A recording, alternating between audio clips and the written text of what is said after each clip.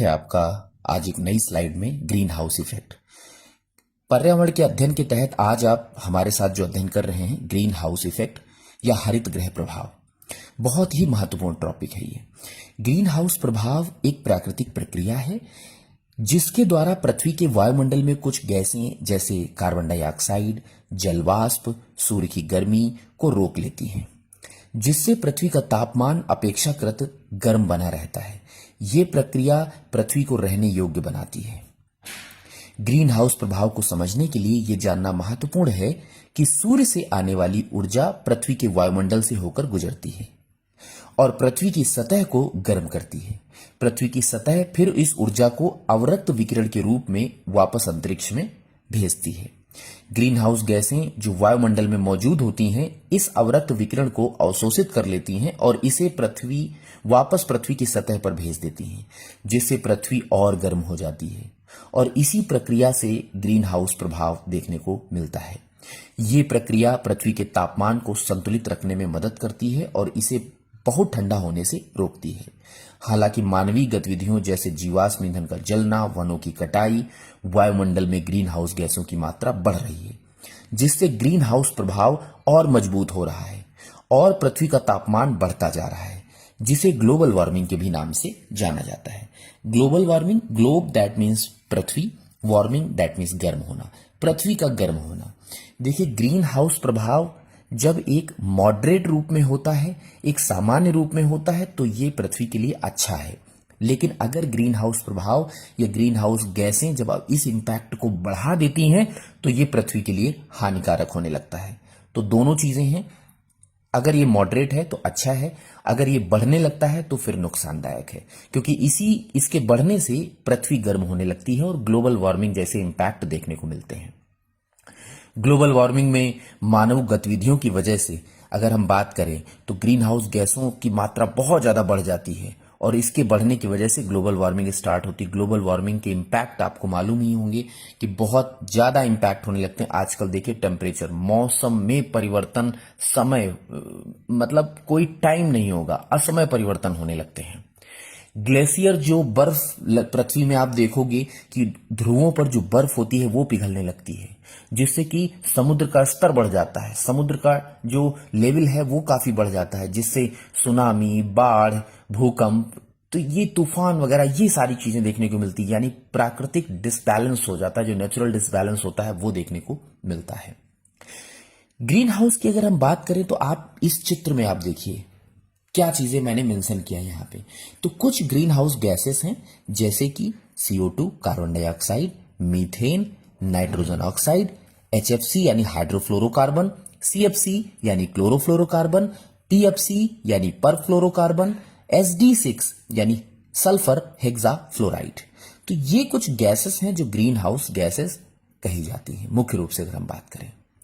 और इसमें सबसे इंपॉर्टेंट रोल जो प्ले करती है वो कार्बन डाइऑक्साइड यानी CO2 गैस अपना रोल प्ले करती है। क्या है इसके पीछे रीजन? क्योंकि किसी भी चीज का अगर दहन होगा, मानो कि कोई भी एक्टिविटी वैसी होगी, तो वहां पर CO2 का उत्सर्जन बहुत ज्यादा होता है। इस वजह से CO2 एक बहुत ही जिम्मेदार गैस है ग्रीन हाउस इंपैक्ट के लिए। इसके बाद मीथेन, नाइट्रोजन ऑक्साइड, हाइड्रोफ्लोरोकार्बन, ये सारी चीजें आपको देखने को मिलती हैं। ये वायुमंडल में जमा हो जाती हैं एटमॉस्फेयर में आके। जब सूर्य की जो किरणें हैं या सूर्य की ऊष्मा पृथ्वी पर आती है तो कोई दिक्कत नहीं, पृथ्वी पर तो आती ही है, पृथ्वी के टेम्परेचर को गर्म करती है, लेकिन ये वापस भी जाता है, यानी रिफ्लेक्टेड हो जाती हैं, ये यहां से रिफ्लेक्ट हो जाती हैं।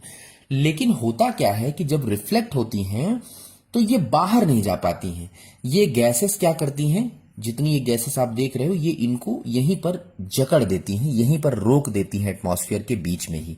यानी एक ब्लैंकेट की तरह ये गैसेस काम करने लगती हैं। जैसे कंबल नहीं होता है कि सर्दी को अंदर ही लॉक कर देता है, वैसे ही ये ब्लैंकेट की तरह काम करने लगती हैं और अंदर की जो गर्मी होती है, जो बाहर से भी आई है, वो वहीं की वहीं रहती है।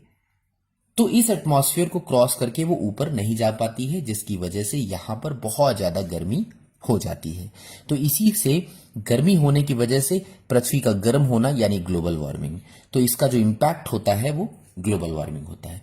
आइए इससे जुड़े हुए कुछ प्रश्नों की मैं चर्चा कर लेता हूं, कुछ प्रश्नों को आपको बता देता हूं जो परीक्षाओं में पूछे जा रहे हैं या उनके पूछे जाने की प्रायिकता अधिक है। तो चलिए प्रश्नों की सीरीज को आरंभ करते हैं। जैसे सूर्य से पृथ्वी पर कितने प्रतिशत ऊर्जा अवशोषित होती है? तो 50%। 50% ऊर्जा अवशोषित हो जाती है पृथ्वी पर, लेकिन बचा हुआ 50% जो है वो अवरक्त यानी जो किरणें होती हैं या बहुत जो हीट होती है वैसा रिफ्लेक्ट हो जाता है सरफेस के द्वारा। पेड़ों की कटाई के कारण निम्नलिखित में से कौन सा परिणाम देखने को मिल रहा है? तो पेड़ों अगर पेड़ कटेंगे तो ग्रीन हाउस इंपैक्ट बढ़ेगा, क्योंकि आप देखिए यहां पर पेड़ है तो मैंने बताया sunlight reflected by the surface, ठीक है, वो मैंने चीजें आपको बताई हैं। और दूसरी बात, सबसे अधिक मात्रा में पाई जाने वाली ग्रीन हाउस गैस कौन सी है? तो जलवाष्प भी एक ग्रीन हाउस गैस की तरह काम करती है। ये गैसेस तो करती ही करती हैं, लेकिन जलवाष्प क्योंकि सबसे ज्यादा जलवाष्प ही देखने को मिलेगी, तो जलवाष्प भी ऑप्शन में अगर आपको दिया जाता है तो वहां पर आप टिक कर सकते हैं। निम्नलिखित में से कौन सी ग्रीन हाउस गैस नहीं है, ऐसे प्रश्न पूछा जा सकता है। तो इनको छोड़कर और जलवाष्प एक और ऐड कर लीजिएगा, उसको छोड़कर जो भी गैस होगी वो ग्रीन हाउस गैस नहीं होगी। ग्रीन हाउस प्रभाव की सबसे पहली बार खोज कब हुई थी? तो 1854 ईस्वी में इसकी पहली बार खोज हुई थी। अगर आप देखो कार को कुछ घंटे के लिए धूप में खड़ा छोड़ दो तो कार के अंदर का तापमान बाहर के तापमान से अधिक गर्म क्यों हो जाता है?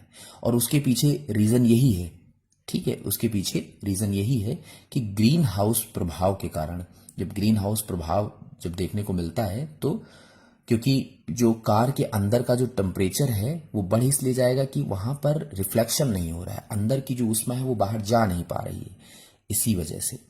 तो ऐसे ही प्रश्न परीक्षाओं में पूछे जाते हैं और इनके बारे में आप जो है और डिटेल में मैं इसके एक पीडीएफ बना दूंगा, तो आप वहां से भी इसको ग्रैप्स कर सकते हैं ऐसे क्वेश्चंस को।